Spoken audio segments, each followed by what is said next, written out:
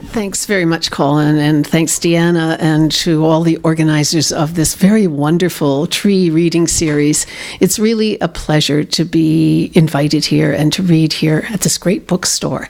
And like Adrian, I'm full of admiration for the not just the organization of the open mic, but also the skill of the poets. I think that's really fine, and I love the idea of the workshops. So anyway, it's a big pleasure being here. I'm going to start with a poem. The U.S. poet Joanne Kiger wrote a poem that she titled Grateful, and there's some mention in here of a news item that has just come up again, so I thought I'd read it. So this is my response to Joanne Kiger's poem, Grateful, and my poem is called Grateful. Could you write one too? Book a couple of months in the Gran Hotel de Gratitude in Merida. Spend it changing anger to peace, calm, forgiveness, repair. Fill the city's harbor with appreciation, undo every kind of harm in the streets. Journey westward to Pasquaro, grateful for the lives, but not the deaths of 43 students, their parents' anguish, and the president held barely to account. You could fling your fury into any old river, the Humber or Seine, the Shannon, or all 246 rivers of Mexico. Run rage under every shiny bridge whose alchemy can turn contamination into sweet medicine for every living creature, all of us waiting for gratitude. Rivers have been given worse, as have mountains. That day in September, so thankful to pay a brief Yom Kippur visit to a city ravine, throw the year's stones into Taylor Creek, a glorious sunny morning, a release, like slipping into a long forever nap of true sleep, as if a few stones would rid us of the evils we've done, the evils we've permitted.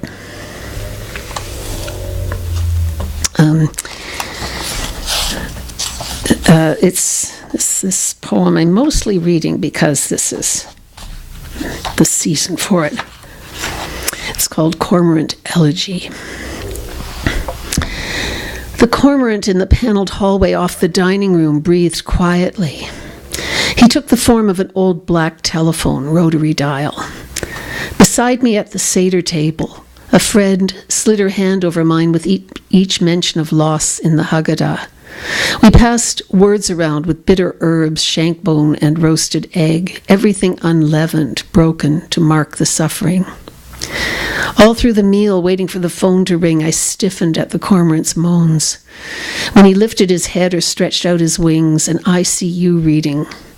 Your skin, an eerie orange, messages of your organs failing one by one.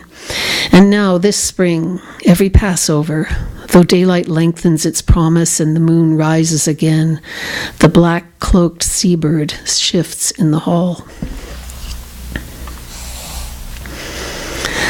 So Colin was mentioning the labor history walking tours and the river poetry walks. So this one sort of takes its content a bit from the labor history walking tours that I do with 4 or 5 other people. We have 3 coming up in May. So, and the poem ends with a line from Charles Olson's historical poetic project about Gloucester, Massachusetts. I like to read this poem fast, so listen fast. These persons. When I walk these city streets with others, when I tour through seasons of scarcity past the faintest scratched-out remainders, the lost architecture that the polis subtracts, when I stamp my feet in the schoolyard at the end of my old street to summon the riverside native villagers underfoot, or when I point 3 stories up to the faded sign for a furrier's shop or to wide warehouse windows where immigrant garment workers stitched and a few still stitch, or on the red brick building on King Street to the enameled sign for a short-lived newspaper with socialist leanings, when I pass the church whose Depression-era faithful occupied homes in defense of those evicted, when I search for old names carved into stonework, or when the peep show of the past reveals a woman in high heels dashing into the bank that was once the Victory burlesque, all these sights the city has buried or bricked over or overlooked, then I am thinking Olson's thought. My problem is to make you believe these persons existed.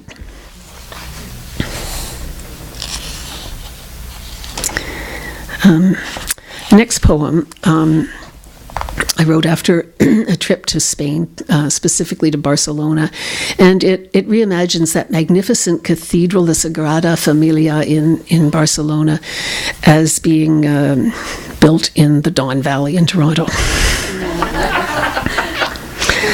Stone Sonnet.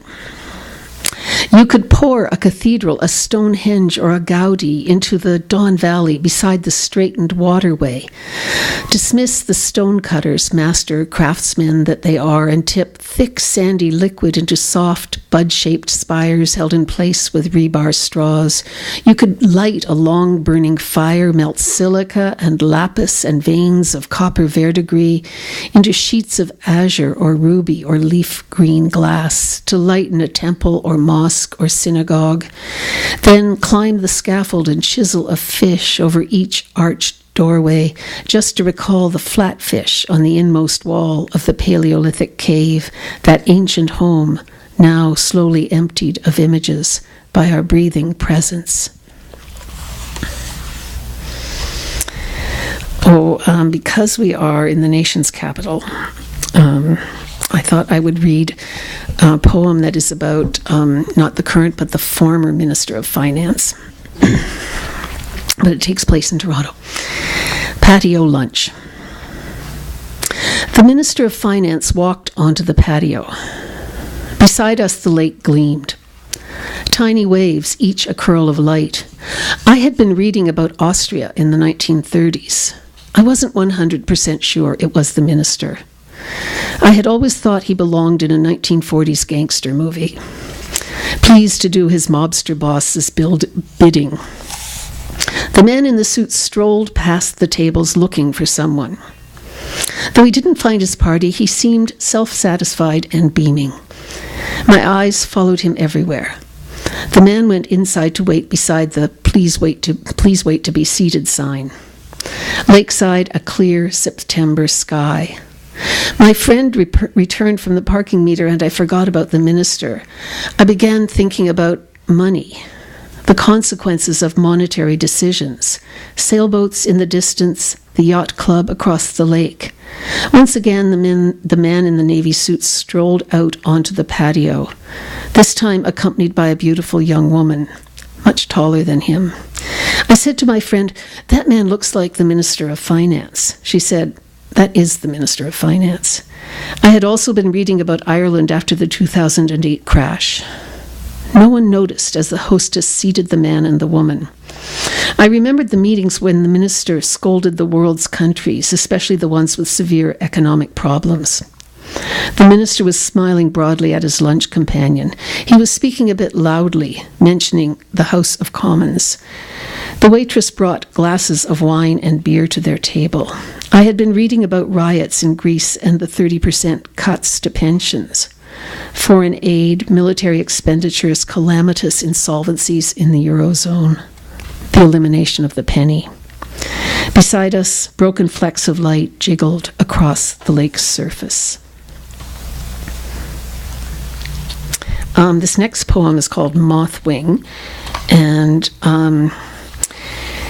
the first two lines mention three people.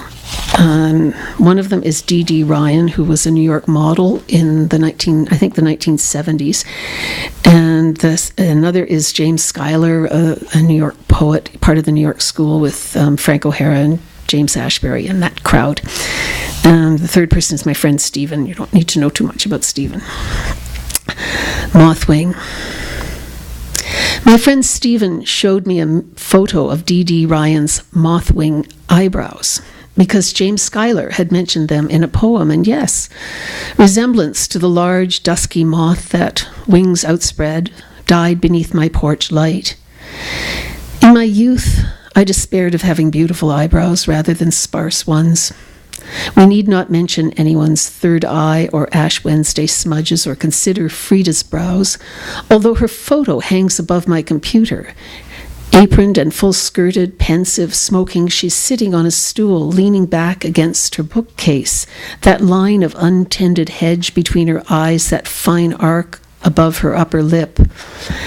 An old telephone beside her on the wall, its two round metal bells, and a receiver that hangs on a hook. Sometimes I call her up, tell her in my best Spanish that if I could order eyebrows from the dispensary, I would ask for cedillas, or green samaras from maple trees in spring, the curve of a tulip stem 3 days in a vase, or 2 new moons to suggest a distant benevolence.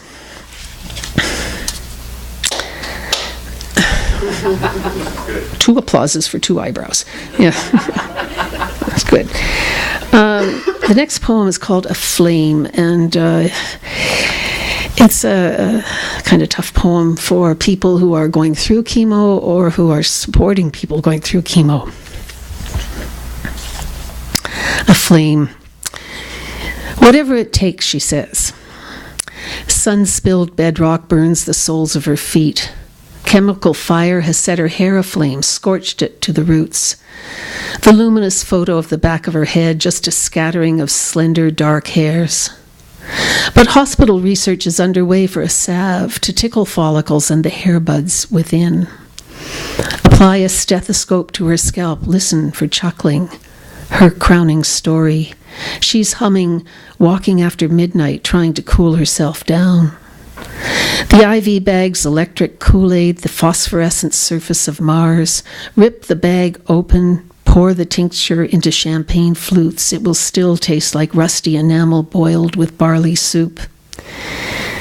In time, researchers may learn the roots of hair can be made to weep but not to laugh. Meanwhile, she writes her Ars Poetica in cherry ink on the rapidly moving water of an Arctic river. Red letter days, she calls them. Someday soon a widow will distill a powerful restorative from the weeds that overrun a burned-out forest. Afternoon light pours through 7 red glass votive lamps, tiny tea candles within, unlit. And the next poem, I'll read you a poem about my mother. It's called Further and Further West. My mother had waded well out into dementia, let's say up to her hips, maybe even her waist. Her sisters, similarly afflicted, though maybe just ankle deep. They were both heading for the island, the one in the middle of the lake. My cousin told me she'd taken my aunt to Ireland, and as they were driving further and further west, they saw the road sign for Innisfree. I told my mother the story, how my aunt read the name, then recited the poem to its very last line. I began, I will arise now, and my mother rose to the challenge, completing the poem, all 12 lines, nodded at the end. There, sister. There, horseman. Pass by. So that's, the last line is, of course, a reference to the epitaph on, I get epitaph and epigram and epigraph all mixed up. But anyway, it's the epitaph that's clearest in my mind. And the epitaph on Yeats's grave, cast a cold eye on life, on death. Horseman, pass by. So having read a poem about my mother, I'll read you one about my father, who was a quintessential bricoleur. Stan Draglin's written a book about bricoleur, people who just collect everything in case there is a use for it someday. Ply. Block printed in black ink on the back of a storage unit built for me. A paragraph of praise to the Mosquito aircraft. Fighter bomber made of 5-ply birch. Scrap ply, he writes, splintering me into sudden sorrow. After the war, he scrounged discarded bits, old motors, Air Force plywood for household plans. Fast and light, the Mosquito could do 2 sorties in one night, ash from bombed-out buildings pluming to the stars. 7,000 built, none still flying. 20th century labor and its aluminum, circuit wire, bakelite, parachute silk. The utilitarian unbeauty of the things he made, their essential modernity and jammery. Tenderness for copper wires and rubber plugs, the layers of his life. Powerful little airplane, wooden wonder whose wings were ironed into shape, stinging me now, asking why didn't we think to commission a scrap ply casket for him, a loving, frugal use of one material for 2 things. And this poem, let's see. So this poem is about my grandfather. I had an astounding experience, which this poem retells in Photography Gallery in Toronto on Queen Street, Gallery 1313. So the poem is called Policeman, and there is an epigraph from Maureen. "What are you doing in that dress?" a policeman said. "This iris sheath, furred with moss, lined with a kiss of olive leaves, put on in honor of the day my sister married in a schoolhouse chapel. I stood high-heeled, bouffant hair, mauve chiffon, distant war preying on my mind. My mother, in a cornflower dress, flaxen-petaled and honey-winged, an outfit sewn for her in the troubles, the middle part of her life. That was another decade you missed, I told my grandfather when I got over my surprise, finding his face in a Queen Street gallery, wide-framed group photo, 1941. What are you doing in that dress? I asked him, police cap and folded hands and prominent chin. You in a home uniform, dead 10 years later, and me in the family dress.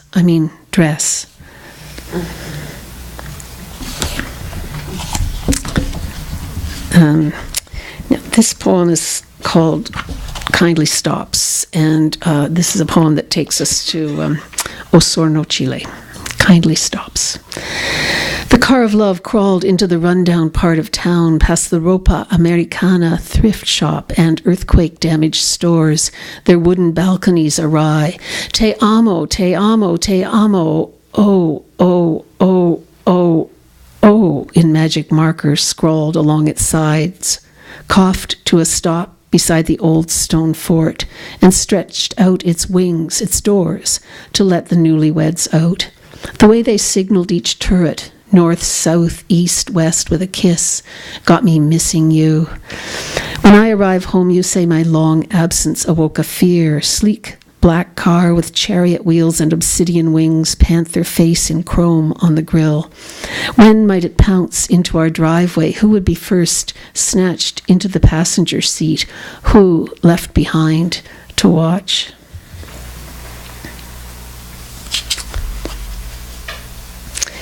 And I'll end with a poem called Plaza de Puerto de Moros. And this is a poem that sort of takes place in Madrid.